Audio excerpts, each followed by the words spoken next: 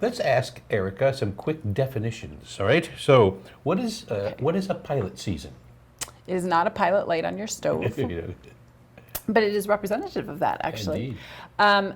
Pilots are usually the first episode, potentially, of a season, and they are kind of the trial run where a show makes a pilot and then they shop it to networks, advertisers, etc., and then it's picked up. And there's so many variations that I'm oversimplifying it, but it used to be in the old days that all the pilots were made during very specific months early in the year. So you'd be casting for those projects in January, February, March-ish. They would be filming in May, and I might have the dates a little wonky because I can't remember because it was a while ago.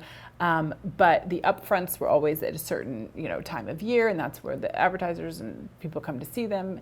And there still are upfronts, there still are pilot seasons, but with cable, with streaming, Netflix or Amazon, etc., everyone has a different pilot season now. So it's a little bit of a year-round process because is not so finite. But there were so many times when I worked in Chicago years ago, I mean, people were like, we're going to LA for 2-3 months for pilot season, and you knew that they were, they were at the, hotel. And it's a really nice step in your career if you're being invited out to pilot season. Exactly. And then most of the time the pilot, because it's so expensive, is filmed. Usually then that becomes episode 1, and then the season's picked up and they have subsequent, and many times there are reshoots, and sometimes there are series regulars that are recast or actors that are recast, and so doing that, it used to be very rare that a whole pilot was reshot because it was so expensive, but sometimes that would happen too, creatively,